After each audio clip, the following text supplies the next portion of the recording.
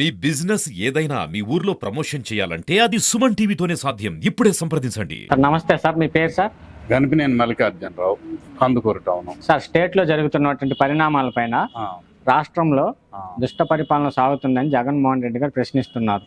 రేపు 22వ తేదీన సమావేశాలకు వచ్చి అందరినీ ప్రశ్నిస్తానంటున్నారు జగన్మోహన్ రెడ్డి గారు. అసలు వస్తాడా రాదా, దీని మీద మీ అభిప్రాయం? అసలు అతను అసెంబ్లీకే రాడండి. అతను ఏదో ఒక విధంగా తప్పించుకొని వెళ్ళిపోవటానికి ఆ కోడికత్తేని అది అనేది చేసేస్తున్నాడు తప్పితే అసలు అసెంబ్లీకి రాడు.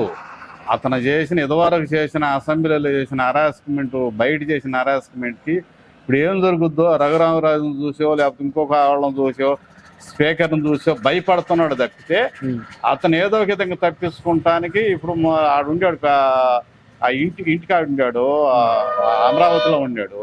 అమరావతిలోని 3-4 రోజుల్లో మళ్ళీ పులివెందలు వెళ్ళాడు. పులివెందలో అడావుడే వేళకు మళ్ళీ బెంగళూరు వెళ్ళాడు. బెంగళూరులో చేసి ఏదో వాళ్ళ ఫ్యాక్షనిజాల్లో చిన్న గొడవల్లో వాళ్ళు చేసుకుని చంపుకుంటాం. ఎవరిదైనా తప్పే. ఆ చిన్న వాళ్ళిద్దరు చంపుకున్న దానివల్ల ఇమ్మీడియట్గా ఆడికి వచ్చి విధానం చేసి నేను ఢిల్లీలో ధర్నా చేస్తానంటాడు, అసెంబ్లీకి ఇంకోటి ఇక్కడికి పోతానంటాడు, అసలు ఇంకో కొత్త జీవోకి సీఎం రాష్ట్రపతి పరిపాలన పెట్టాలంటాడు. వాళ్ళిద్దరు ఏదో రాజకీయ కక్షలతోటి ఏదన్నా చంపుకుంటే ఎవరైనా అడగాల్సిన విధానమే, ఎవరైనా చంపుకుంటాం కరెక్ట్ కాదు. అసలు కేసు ఏంది, గొడవలు ఏంది, వాళ్ళిద్దరు ఏదో బంధువులు ఏదో దాని మీద కేసు పెట్టుకుంటే రాష్ట్రపతి పరిపాలన పెట్టాలంటాడు. అసెంబ్లీలోకి పోయి అధికార పార్టీని నిలదీయాలి. ఇతను ఇవాళ ప్రతిపక్ష లీడర్ కాదు, అతను కేవలం పులివెందుల ఎమ్మెల్యే, మామూలు ఎమ్మెల్యే. మామూలుగా ఎమ్మెల్యే అయినప్పుడు అసలు ఒక్క ఎమ్మెల్యే అయినా కూడా ప్రజల గురించి డిస్కషన్ చేయాలా. అధికార పార్టీని వాళ్ళకున్న విధానాలు ప్రశ్నించి వాళ్ళని నిర్కాటంలో పెట్టి ఇదిగో మీరు అయ్యటం లేదు, ఇయ్యటం లేదు, మీరు చెప్పినవన్నీ నెరవేర్చడం లేదని ప్రశ్నించాలా. అధికార పార్టీ సమాధానం చెప్పలేక ఏదో ఒక విధంగా వాళ్ళు తప్పించుకోవాలి. అసలు నేను అసెంబ్లీకి రాను అనేది ఇతను తప్పించుకొని జరుగుతున్నప్పుడు అసలు ఎవరు ఏదన్నట్టు 100% పాడు. ఎందుకు పాడు అంటే ఆ రోజు రఘురామకృష్ణరాజుని చేసిన హింసని అతను ఇవాళ అసెంబ్లీలో ఉంటున్నాడు, ఈ స్పీకర్ గారు ఇలా అసెంబ్లీలో ఉంటున్నారు. ఆడి చిత్ర అందరినీ ఎట్టంటే అట్ట మాట్లాడినాడు. ఇవాళ వాళ్ళు ఏదన్నా అంటారేమన్న భయంతో తప్పించుకొని తిరుగుతూ ఉన్నాడు అటు ఇటు. తప్పితే అతను అసెంబ్లీలకు పోడు, ఎవరిని ప్రశ్నించడు, ఏడన్నా కూర్చొని ఇంట్లో కూర్చొని ఏదో ఒకటి రెచ్చగొడుతుంటాడు. ఆ రెచ్చగొట్టడం తప్పితే అతను నాకు తెలిసి 100% అసెంబ్లీకి పోడు, ప్రజల గురించి ప్రశ్నించడు.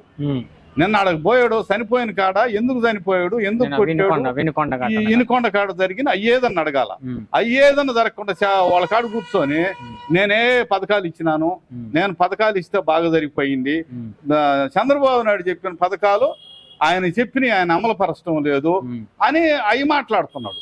ఎవరు అయినా శత్రువు అయినా మంచివాడైనా మనం కర్మంతరం కాడ ఒక మనిషి చనిపోయినప్పుడు ఓదార్చేటప్పుడు వాళ్ళ మంచి ఏంది శబరైంది, ఎందుకయ్యా, ఎందుకు గొడవలు వచ్చినాయి, మీకు ఎంతమంది పిల్లలు, ఘటన ఎట్లా జరిగింది, ఎందుకు పోలీసు వాళ్ళు ఏమైనా మీరు సహకరించలేదా, వీళ్ళిద్దరికి పాత కక్షలు ఏమైనా ఉన్నాయా అని అట్టాటి ఏదన్నా అడిగి వాళ్ళని ఏదో ఓదార్చి రావాలా. ఇప్పుడు అతను పార్టీ కాకపోయినా ఒక మాజీ ముఖ్యమంత్రిగా పోయినప్పుడు ఏ పార్టీ వాళ్ళైనా అదేదైనా డిస్కషన్ పెట్టాలి.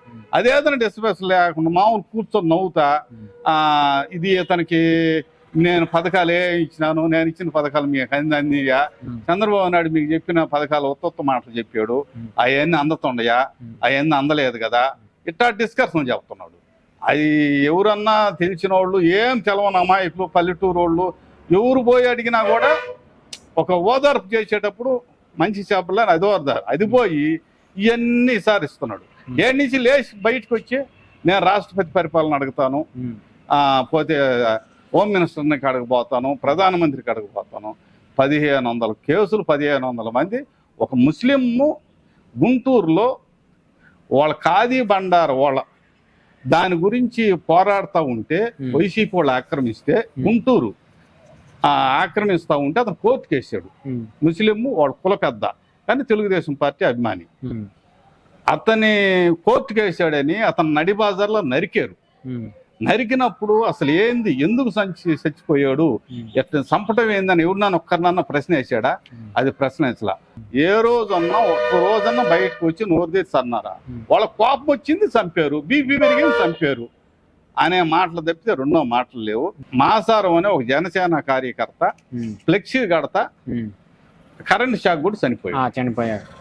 చనిపోతే అప్పటికప్పుడు ఇంటూరు నాగేశ్వరరావు కందుకూరు ఎమ్మెల్యే గారు ఆ మరుసటి రోజు అప్పుడు ఏడకు పోయి ఉండాడు. వచ్చిన తర్వాత నేరుగా అతని కాడికి పోయి మాసారం పోయి వాళ్ళ కుటుంబాన్ని ఓదార్చి 2 లక్షల రూపాయలు అతని చేతిలో డబ్బులు ఇచ్చి వచ్చాడు. తెలుగుదేశం కార్యకర్త కాదు, జనసేన కార్యకర్త. అంటే ఉమ్మడి వీళ్ళందరూ తెలుగుదేశం బీజేపీ ఉమ్మడి కార్యకర్త. మన కోసం కష్టపడ్డాడు కదా కుర్రోడు. వాళ్ళ తల్లిదండ్రులకి ఒక 20 ఏళ్ళ కుర్రోడు ఇదయినాడు కదా. రాజకీయ కోణాలు ఆలోచించకుండా ఒక పిల్లోడు చనిపోయాడు, 20 ఏళ్ళ కుర్రోడు చనిపోయినాడు అనే ఉద్దేశంతో ఈయన ఇమీడియట్ గా పోయి 2 లక్షలు ఇతని చేతిలో డబ్బులు ఇచ్చినాడు.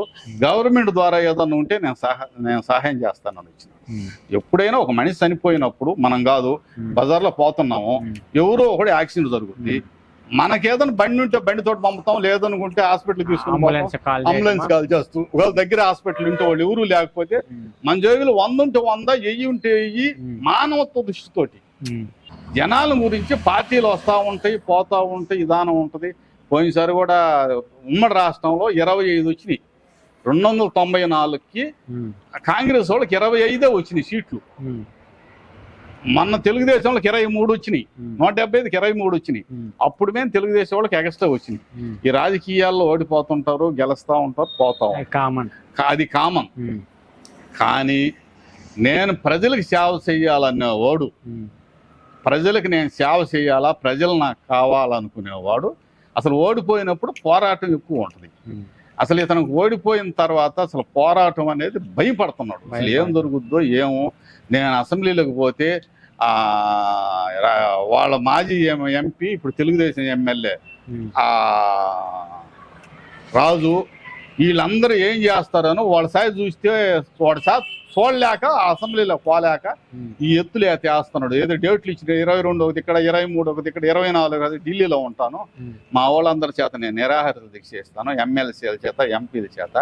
వాళ్ళందరూ నేరస్తులు ఎక్కువ ఉంటారు. అసలు పబ్లిక్ లో ఏమనుకుంటున్నారు, ఏంది, మనం ఎవరికి ఏం సహాయం చేసాము, ఎవరికి ఏదన్నా చేసామా, అనుకుంది ఏమన్నా చేసామా అనే ఉద్దేశం లేకుండా అతను ఏదో విధానంతో అతను ఉన్నాడు.